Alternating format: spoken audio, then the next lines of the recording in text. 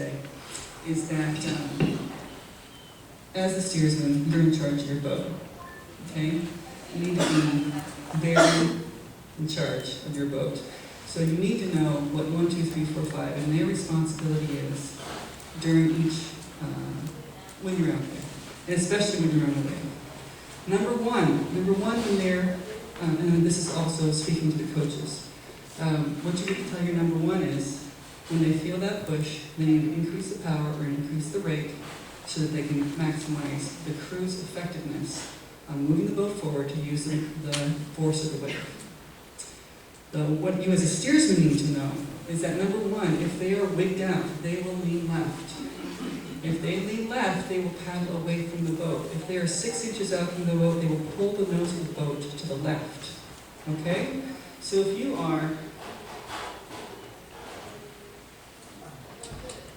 are in this direction, and number one is paddling left, you're going to be pulled like that. And number one's really going to be wigged out, right? So you need to be in charge of that number one, and give number three the responsibility to say, make sure she paddles right next to the boat, because if she paddles away from the boat a little bit, it compromises the whole crew. Number 2 and 4 need to know that they have the AMA. Number 3, as the changer, the person who calls a change, has a super huge responsibility. Because I hate it when number 3 calls a change when you have to push. And if they're counting to 12, and then they're calling a change, they will always call it on the push. Okay? Forget the 12. Okay? They can change call between 9 and 16, but never call it when there's a push. Okay? Because you can't catch any waves that way. Okay? So number 3 needs to be smart enough and experienced enough to know when to call. Number 3 can also help keeping the AMA down. If you have one of those rigging tied between 2 yards, number 3, has everybody seen that before? Okay. So number 3, it's very important the way number 3 does this. If the AMA starts popping up, number 3 is not placing it down. Number 3 takes her paddle or his paddle and whacks it down. Okay? Because this is the force that acts upon the AMA is so far away from the centrifugal force of the boat, the axis at which the boat is turning, you have a much greater force because you're acting upon the boat much farther away from the boat. Okay? Very, very effective in getting the AMA down. But they need to know how to do it. Okay?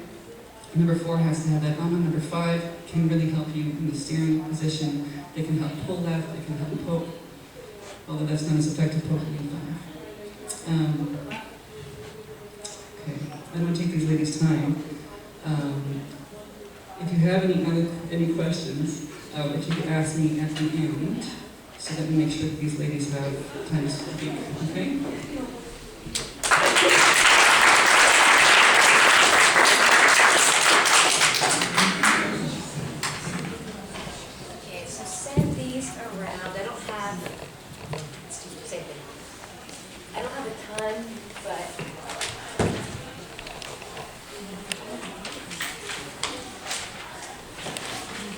So I'm going to use the same picture eventually too. My favorite is the bay. We started paddling in lagoons and stuff, but the bay offers a ton of interest and a lot of challenge. People that come to a bay race, whether it's Alameda, San Leandro, I hold it closer, especially Alcatraz, Tam's race, all those races where the tide affects you, a lot of people are blindsided by it. So I wanted to talk about just a few things, and the reason I handed out a tide chart is to say that these are made on computers. They're they're modeled, maybe they're pre-computer, but this is a model. It's a calculation of when the high and the low is going to be, using the features under the water in the bay. It's a calculation of how fast the current's going to be running at a particular time in a particular place. But Mother Nature doesn't actually care what it is people put in their computers. So basically, to deal with the bay, to deal with the tides, the best thing to do is check what's going on, know what it's going to do, plan around that, and then spend the whole rest of the time that you're out there observing what's going on.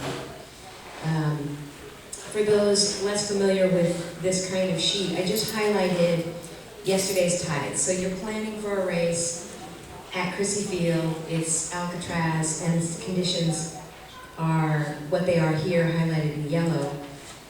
At the most basic, all you really have to know is which direction it's going, and it's helpful to know how hard it's going that direction. Basics of the tide in the bay, and I assume it's the same in the Chesapeake Bay, but I've never paddled there, is that the water runs the fastest in the deepest part, which is generally the center. When you see, I forget how this is written, but people talk about ebb tide, flood tide.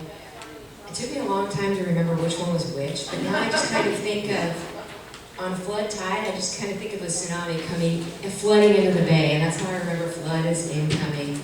Usually, I think in terms of incoming and outgoing. When you're in Hawaii, you're talking more about rising tide, falling tide. But the most basic is, in our bay,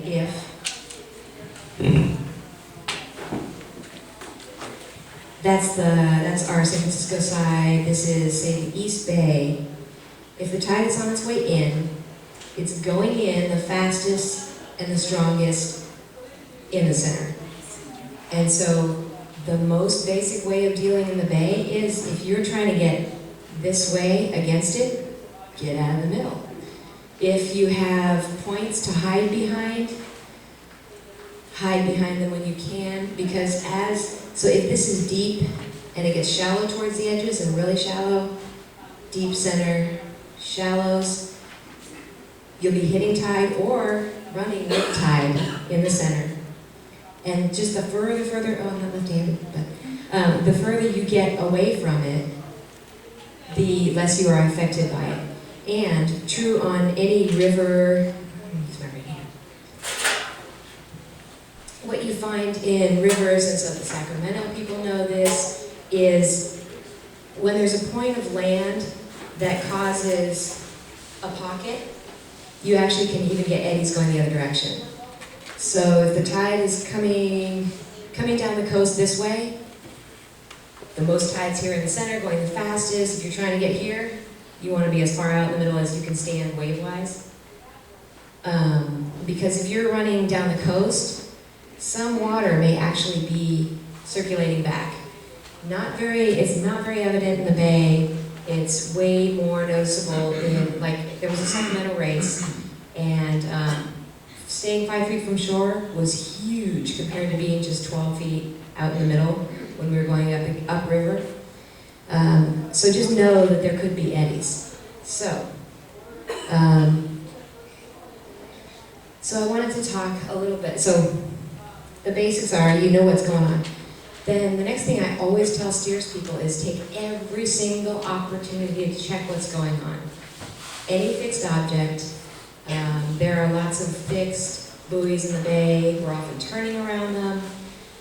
Anything that you can see as you go by up here, look at every single fixed object, just recheck, because what's going on here could be totally different than what's going on over here. Our area in Chrissy Field, we always think, oh, well, it's coming in, so, we'll get to ride. And we get out there and it's hard, and we'll check one piling, and you look at it and it looks totally slack. There is neither water banging up against one side, nor that flat spot that Amy was talking about on the downside. There's nothing going on over here. And then 4 minutes later, you get to a pier, and the water is just sliding by. You can see it hitting this side of every piling and curling around, all the little curly cues around all those pilings. If a steersman already made their decision on what's going on today and is just going to run out in the middle because it seems slack, then they've lost the opportunity to have gotten out of that current, hugged all those piers as they go by. I wanted to mention that obviously a straight line, but the quickest way between 2 points is a straight line. But a straight line into a full tide could be 6 to 7 knots. that's about what we can often paddle at in a lot of crews and a lot of practices. So the straight line from here to here may not be your best bet. That's why you see, in the races, you see a lot of the leaders dodge off and get out to the edge. What you have to learn by observation is how big a current that is that makes it worthwhile to go out of your way. Because it kind of seems, I mean, it depends on the crew and all, but sometimes in a 3-knot tide, you may as well just go your straight line. You're still going to be faster. And unfortunately, your guess might be wrong. There have been a lot of Alcatraz races where people have watched me dive in, and then so last year or the year before or something, somebody went in and I just went straight because I'm like, it's against us, but it's not huge. I would rather just power through the straight line than take the cut. And so people have kind of been conditioned to over here, you go over here. And we do it in practice. We tend to get in the habit of come over here, scoop in here at the marina, come back out. But you have to be observing what's going on. The other thing to observe is the canoes you are with. If you're running with somebody kind of all day, if something different is happening suddenly, it's probably an external force. It could be that, they suddenly drop back because they had a paddle or get a cramp. But likely, if you guys have kind of spread for 20 feet or so, or 40 feet or 50 feet, they might be in better water, they might be in worse water if they drop behind you. Good, keep doing what you're doing and go for it. But observe if they're starting to get ahead, and you've been with them for like an hour and 15 minutes on race. If that's the only thing that changed, maybe follow them for the water that they're doing. Let me look at my notes and make sure I talk about everything I wanted to. The little observations, if you are running close to piers, if you look close, that's when you'll see the eddies, is when you see actual limu. So you're going against the tide, and there's actually limu kind of going up, following you, it's kind of curving around. That's how you can recheck that I am really in a good position. There's some little bit of water that's going this direction, even though all the rest of the water out in the bay is going that direction. And the boat that is not comfortable being right next to the pier is also starting to slip back. So the super basics, though, are just stay out of the middle if you're going against the tide. And people didn't want me to give away the secrets, but that's, you can get that from the internet. You can get that from looking around. And a lot of people ask how I learned this stuff, and I would say that OC1 has been the way that I got the most observations. Because when you're in the six, you're keeping your crew motivated, you're keeping your crew upright, you're trying to execute the plan that either your coach gave you beforehand, or you're trying to listen to, or you're trying to plan it on the fly and make sure everybody gets a good practice. But in the OC1, it's just you and the water, and you're highly affected by the water. And if you're paddling with somebody, a training partner that is about the same speed as you, you can do that, observe what's going on with people thing. You can scoot over a few feet and see if that helps or hurts what you're doing. And the other thing you can do is carry a GPS, and you can see these minute differences in how the tide is affecting you.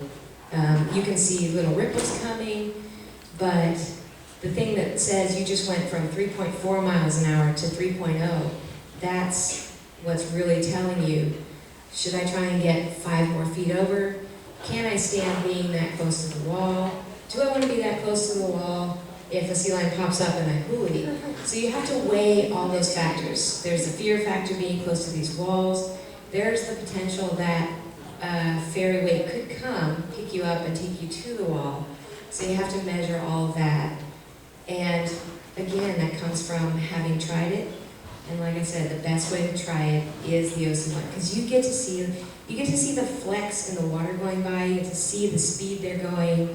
It gives you that seat of the pants feel. You feel the slip. You feel the pull against you. You feel the bumps that will later you can take into the six. You know from your own butt what that feeling of lift and that feeling of slide is. Then you can communicate it to your crew. Even if it's something little, like the mini little swell, if she had been in a one-man, she would probably have noticed it maybe even earlier. It's not this big, bulky craft insulating you from what's going on around you. Along the lines of when to go straight line and when not to, I want to talk a little bit about trying around marks in May. Because we've seen some major pileups. Everybody kind of thinks,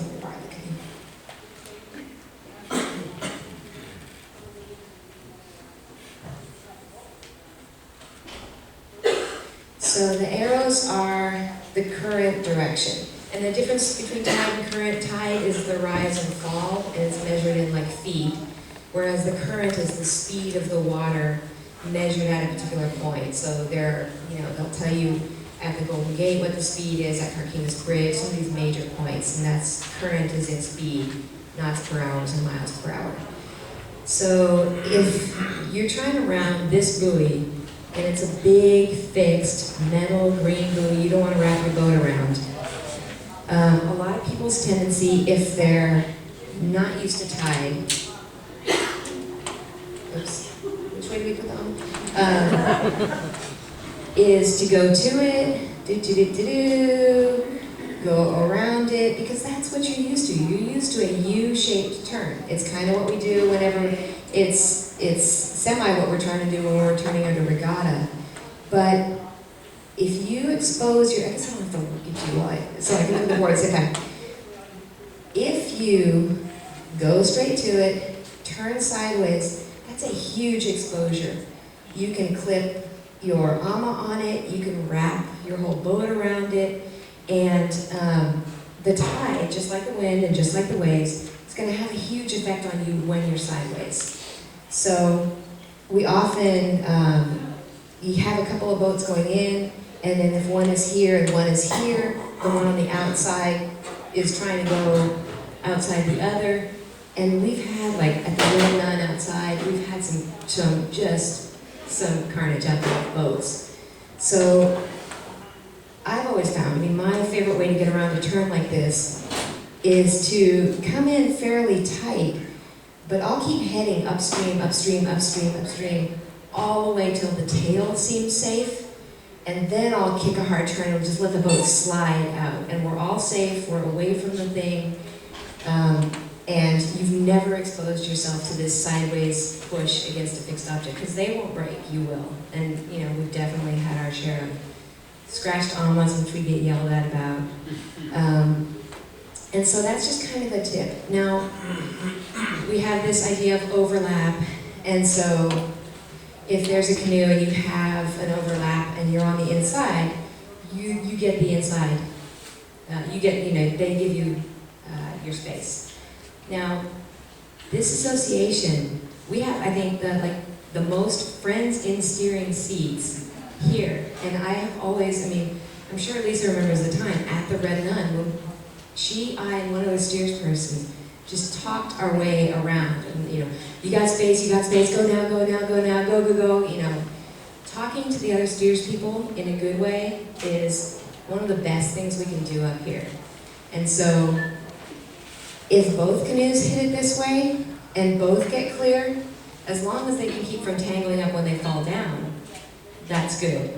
It's when this boat's trying to do this boat's trying to do the up and fall down thing, and the other one tries to wedge in and then get sideways, that's when everybody gets wrapped up on that thing. Rounding a mark on the way when you're running with it, again, the tendency is go down, get sideways, and then you have to climb back up. If there's nobody around, my favorite way of rounding that thing is I'll come at it. I'll keep aiming the nose at it and the crew gets sketched out. They're just like, oh my God, we're gonna beam the thing. But depending on whether the tide is going quite this way or that way or whatever, you can generally keep your nose at it with nobody else around. I've come through in a full, four-wheel drift so that there's minimal having to climb back up. We've, in a huge current going this way, we've come within 6 inches of the buoy this way, and the stroker's just watching this thing come at the nose sideways. But as long as everybody's cool with it, then you get around and you have minimal sliding done, minimal climbing left to do. So, but even though to me it seems natural, I wanted to say it because I've been there when I'm in this full slide, and I actually had somebody try and come in this way, and we got T-boned because we were already sideways, and then this boat had the full current behind it and had no real ability to start a turn at that point, because when you're going the same direction as the water is, you get less grip. You know, you get tons of grip when you're going fast, you make a poke and it makes a big correction, or, you know, versus when you have this a novice crew, you don't have a lot of power, you do a poke, it doesn't really do anything. Same thing applies here. If you're sliding down the tide, it's sliding down the current fast, you have less grab when you poke. And so you do, if you're gonna try this maneuver, you have to be sure you know what's going on around you, because I didn't even see the other canoe coming in, and we did, you know, we got T-boned kind of at seat 2. And then we both wound up down near the Bay Bridge, and then had to come back up through the waterfront that day, but you learn. So anyway, let's see, what else did I want to make sure I said? You upstream. And I did mention, I did have on here to mention kind of what Amy said. Know your crew, know what they can do, know what you as a crew can power yourself out of, and that's where you kind of get this, you know, how close to the wall can I be? If all of a sudden something sweeps in, can we power our way back out? And then of course from the, you know, the greater things, you have the option to say no. If there's a 7-knot tide and the race goes out the gate and it's a 7 knot current outgoing and the race is going out there, you have the option to say, you know what, girls, let's just do the short course today. We'll find a time to practice that, or we'll get stronger, or whatever. But do know what you're getting yourself into with the tide, because in any place in the bay, and maybe more so up near the entrance, there are these, you know, there could be a point that could put up a current faster than you can get through. And we have had to, especially in the one-mans, we've had planned ditchings, because every time I paddle OC1 up the bridge, up the bay, I'm like, oh, if I had to, I could pull over there and have somebody call. I could pull in there, and believe me, I've done it. He's definitely got the call. You know, 2 of us are out here at Aquatic Park. It's not possible to get back around, and so that's, you know, maybe I could have made it through, but the person I was paddling with couldn't. So make sure you have somebody's phone number in your head, because they're all on our cell phones now. And everybody has cell phones, so you can always, you know, find somebody on a beach that will let you use your phone and call the person with the car or call the person with the trailer. But know your crew, know yourself, and have kind of decided whether that risk is worth taking, having looked at the little book that told you there was going to be a 5-knot tide, 5-knot current, 6-knot current. If you're going from a 7.2 down to a minus 0.1, it's going to be a ton of water trying to get out of the bay. And if you're trying to get the other way, it'll be a little tough. And I think that is everything I wanted to make sure I told people. And then, of course, questions. Again, we'll do all the questions at the end. And now it's Lisa's turn.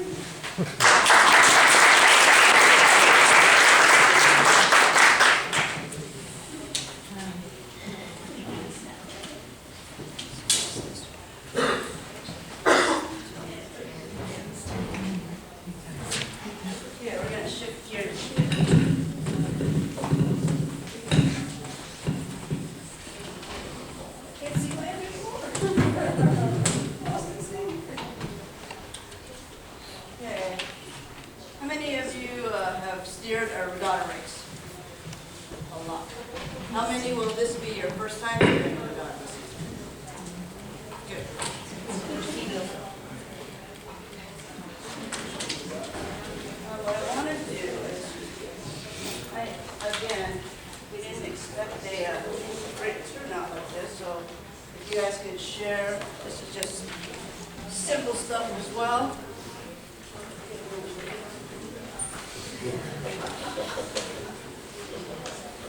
Oh, sorry.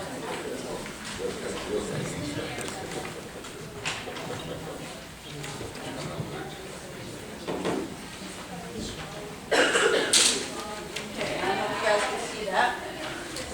Okay. Regatta, long distance, okay? Now we're in a structured environment, okay? There's lanes, there's buoys, although some of the same basic elements apply, right? Know your environment, know your crew, know your positions, know your responsibilities, and know your plan, okay? Nice. With regattas, of course, the most important thing is to avoid a collision. Okay, so we want to make sure that out front, what your plan is to always avoid a collision. Going in, starting, doesn't matter. Just avoid the collision. Okay. As opposed to long distance, there's usually keikis in these races too. So we want to make sure that we're setting a good example and we're leading by example. So we always want to make sure we're safe. This is just very brief, okay? It's not plagiarism. I noticed who I got my source from, okay? So if you guys haven't had a chance to purchase this book, it's still, I think they did a re-release, so it is out there again, right? Yeah. It's the Art and Skill of Steering, okay? It's a great book. A lot of it applies to the water conditions from the author, but a lot of it still applies. So, again, all the prior stuff to your race, know the color of your flag. Okay? Before you even load your canoe and you hit your shore, know the color of your flag, know what lane that color is in. You know, I always tell my steersperson to pick a visual. Okay, if there's mountains like at Monterey, there's the shoreline that wraps around like this. Okay, there's usually buildings on this side. And then on the bottom, there's the dock where we always find some kind of visual to turn back around on. So always find a visual, something that you can aim your flag up against when you do your turn or when you're heading straight. Know your color, and the color on the far end might not always be the color on the start. Okay, sometimes things happen, we lose a flag, so we got to replace it with something else. So sometimes it's not always the same. So always be aware of that. Also, too, there's water conditions where, yes, we're in a more controlled, structured environment, but we have lakes, we have open water, we have quarries that sometimes we run out of water in lane 1. Monterey, we have a tendency to have no water sometimes in lane 1. So when it's unavoidable to be in that lane, know the conditions, okay? If this is Monterey, for example, Oh, this here? No. Bummer. It's always a great place to race, but there's always current pushing one way or the other. Okay, whether it's coming from the mouth of the bay or if it's bouncing offshore. But when you are heading from your shoreline, you want to make sure you're conscious of where the wind is coming so that you can properly line up to your flag. Okay, so it's always important. So if you look at what I have, this is kind of based step by step by step by step, from the beginning of a regatta or a race to the end. Okay, so right now, if we're at line up and start, okay, and we load our canoes. I want to mention that I wanted to keep this broad and basic because every club has their own strategy on what they tell their paddlers on how to approach turns, how to line up your crews, and how to maneuver your turn. That's subjective, and I'm sure your coaches will tell you how your club is going to do that. So again, this is very broad and basic. But when you do load, you want to make sure you do know where the wind is coming from so that if this is your start flag down here, and you want to make sure that you are going to be in a comfortable spot so that you don't get pushed one way or the other. If the wind is coming this way, it's always best to face your nose into the wind. It's easier to face it so that you can maneuver as opposed to the opposite where it's going to push you away from your flag. okay? If the wind is coming this way, you know that you should be closer to your flag so that you can come up. If you're way over here and it's pushing, it's going to push you farther away from your flag that you want to be. Okay, so always be conscious of that, okay? Again, one of our rules in the association, if this is your start flag, so I'm going to come here, and we have a buffer zone, okay? This is a 40-foot buffer zone, right? So you stay there as long as possible, okay, until you get called up to race. So you stay there and you keep an eye, a visual on where your flag is. Keep your nose into the wind so that you can maneuver. Tell your steers by your stroker. Your stroker also has a good visual on where they need to be when you start lining up for your race, okay? The farther you are away from your flag while you're waiting for your call to come up the better, okay? So you can come up to your flag, and if the wind's over here, move yourself in the tree so it doesn't drift this way. But stay as far as possible, just to avoid having to run over your flag if you're way too far up and they haven't called a race yet, or being disqualified for being over, okay? Your stroker will have a good visual on where you are, and it is their responsibility, because your perception from back here might not always be the same as in front, so they should be able to tell you back paddle, or uni left, uni right, whichever.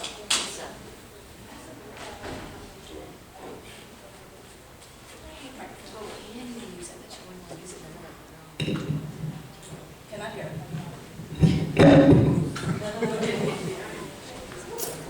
Is that better? Yeah. Okay, so approaching your flag, your start flag. Your start flag should always be on the left, okay? When you're lining up, it's always on the left-hand side. There will be times when the wind, because you're sitting there and waiting for canoes to come out, that it will be over, okay? You want to start the race in a forward motion and not a backwards. So make sure you give yourself enough time to position yourself so that you can make those adjustments before you even get close to your flag. All right. So a steersman's responsibility lays heavily in a regatta race. Your objective is to paddle as much as possible, okay? For the most part, maybe a quick poke is more effective than trying to muscle in 6 strokes to try to try to move your boat. So you know your situation more than anyone. And I tell my paddlers, if it just takes you a quick poke just to line up more straighter, then do that, okay? A lot of us well, we're teaching KPs how to maneuver a 40-foot canoe, and they don't have that kind of energy or power, so they can't move left just to straighten out a boat. So I do tell them to poke, just make it quick so that we can keep in a straight line.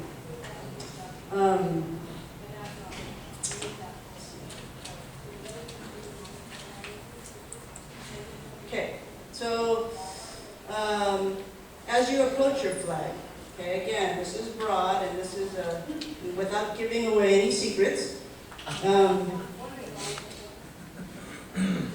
What I tell my steers people is, as we head to the flag, we want to stay as close to this. So there's a flag, and there's the ball, and then there's the flag. We want to stay as close to that middle of the lane, and then head towards this ball as possible. Okay? Because for me, or what I believe is more effective, the less tighter you come into that turn, okay, the more the apex of the turn is going to come, and you stay away from this other flag, okay? It'll be a nice clean turn, and you'll be able to straighten out more efficiently. So we tell them to stay as close to the center as possible, and then when at least 2/3 of your canoe is past that flag, that's when you can start your turn, okay? As opposed to coming in tight, and then coming out way wide. Okay, you guys experience that same thing, right? I'm sure that's pretty basic. Okay. Of course, seats 1 and 2, they're going to have a big responsibility in that as well. And getting that timed right with your steersperson is huge. So, I know Mike had mentioned that they practice turns on the Thursday before a race. And for the most part, that's all you need. When you're dealing with new steers people and new strokers and steers person, it's something you kind of want to perfect to a certain extent, okay? There's a lot of dynamics that play into the timing of seats 1, 2, and 6, okay? There's a lot of dynamics going into how much power is implied going into a turn, so that's also takes into effect. And also coming out. Sometimes you can win or lose a race in the turns, okay? So that's very important. I know we've been up against Stephanie many, many times, and sometimes it came down to the turns.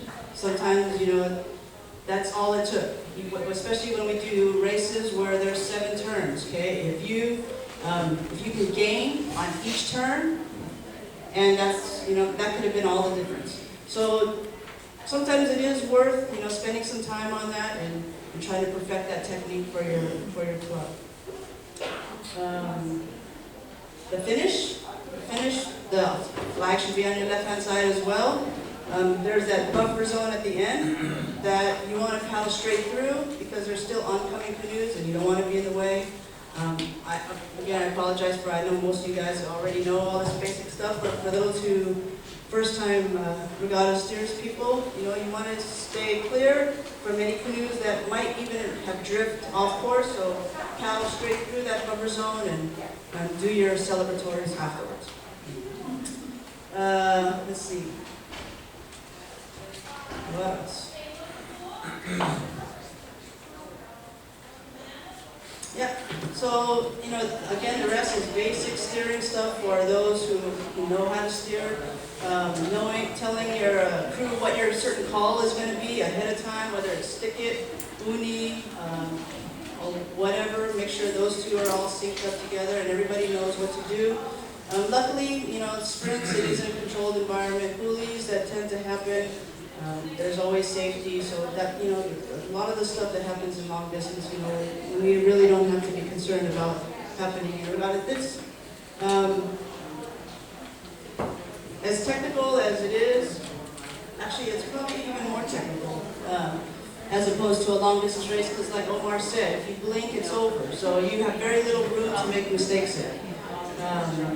On a 500-meter sprint, if the steers person is starting the race paddling backwards, that's probably the biggest disadvantage ever. Okay, so you always want to make sure that you're prepared, the steersman is watching the starter, and that everybody is starting the race going forward. Pretty brief. I think we're going to start. Yes.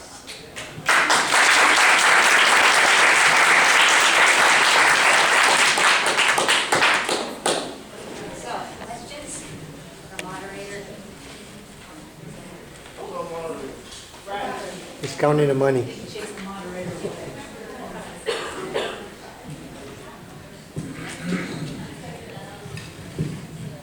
Okay, I was just wondering, we have a few minutes, probably 5-10 minutes. I'd like to take some questions. Is there any questions you like? Okay, turning. Regatta turns and turns out in the ocean tend to go different.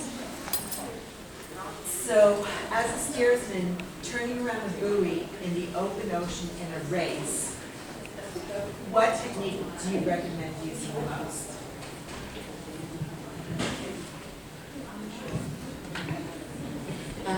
Well, yeah, it depends on the conditions. I've definitely called unis in a long distance race, as long as I'm sure that I can clear it. Maybe on one of those, you're skidding down the current. So you said unis? I mean, called a regatta turn. I've definitely called a regatta turn. I usually warn the crew, this is going to be easy, get ready, set it up, 3, set it up for a regatta turn. Usually, you know what canoes are next to you if you have that set of room or capability to call it, because you see on a $1 canoe next to you. So the turn is pretty much the same kind of turn we do at regatta. Okay, so you just look and see what the conditions are, who's around you, and then make a determination and then call it. Yeah, I mean, if it's perfectly flat and there's no variables, I'll do the U. That's kind of the standby. Okay, and as a steersman, I guess what I'm really realizing that I've been screwing up when I turn on my technique. And so what I was told is, okay, you're approaching, you're gonna turn around buoy, you poke, and then you scoop the water away, and the boat just goes. I'm more of a start the turn and then let the boat continue around. Usually, I mean, again, if there's less variables, I'll start the turn with like either just a poke or a kick, and then I'll come over and I'll paddle all right all the way around. Okay. That's what I'm looking for. That. More stiff, more paddle. And just one thing to add to that, it's very important for you to know the turning radius of your boat. And it's different for each boat, for different boats. So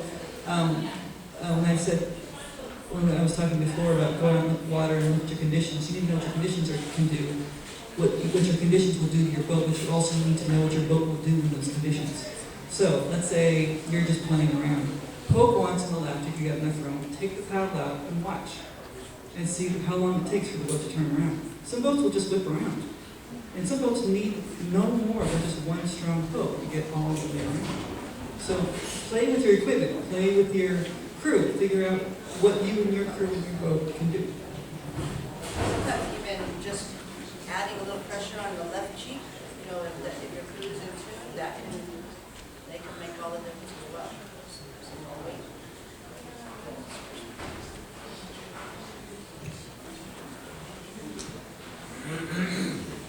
Any more questions?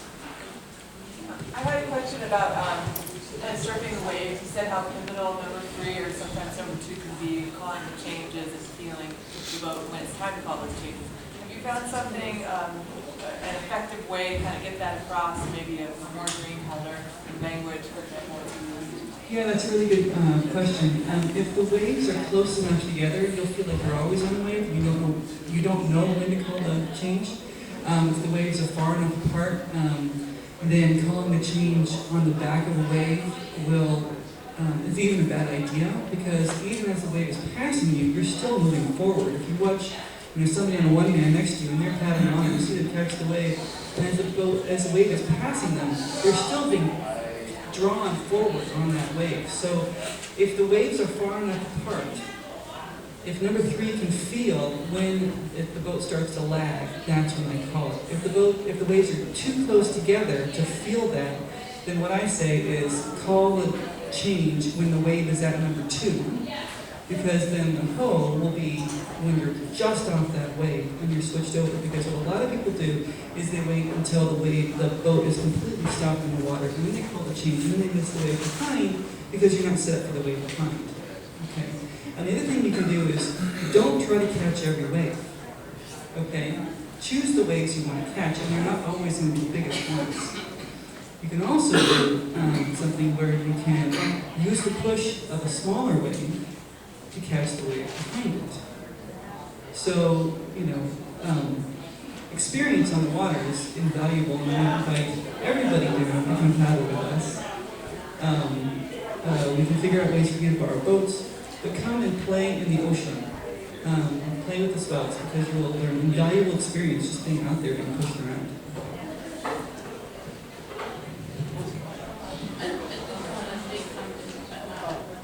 Go ahead. And you talked about seat three and using the paddle and something like that. Can you just go a little bit about what you meant by that? Okay, so talking about seat 3, the only way, or the best way for seat 3 to be effective is if you have some rigging tied between the 2 yako. And so, I do have pictures, but they're small. So she's going to show you the picture there. But Okay, so that's much. It is. Okay. so here you'll tie some rigging between the 2 yako there. And so what number 3 can do is they'll come with their paddle and they'll whack down on the rigging. A lot of people can't reach the ama, or just rip the paddles over the ama. You don't want to hurt the boats, because you won't have enough women, so take care of the boats. So, so that's what I meant, is you need that piece of rigging for the 3 vehicle.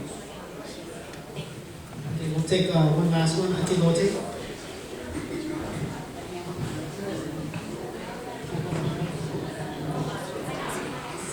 talk a lot about what the salesperson get to know her crew. But also the crew need to trust your salesperson when you're out there. I've been on a boat where there's a big wave coming there. I was steering from the back and their paddlers stopped. Do your job at the back of the boat. The salesperson do the back of the boat. Trust your salesperson, and then things will be okay. Because there are people that are here to be out there. Maybe, like Amy said, it'd be nice for you who paddle in flat water to arrange with people that are out there in the open ocean, like Santa Cruz and Cuckoo and Monterey, to come out and go out there and try some waves on your practice. That's all I want to say. All right, I just want to thank these ladies. Over the years, I've seen a lot of these ladies on the water, and from a chase boat perspective, watching them duke it out, the battles, the strategy, the thinking, you can see what's going on in their head, traveling 30 miles or 20 miles of ocean, and they're just duking it out. And it is a thinking person's game, and I think if we're going to get anything out of these people is you got to think ahead.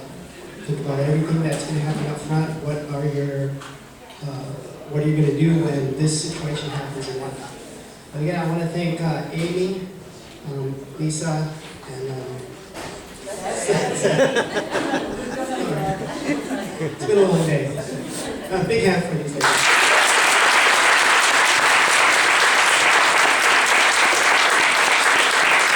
All right, we're moving along. I wish the goddess could go this quick. 2 o'clock, we have sprint racing strategies at the last panel session here in the main room. We have race hosting in room A, right here. And we have race rules in room B. So please gather up, get to where you need to be, and we'll get started.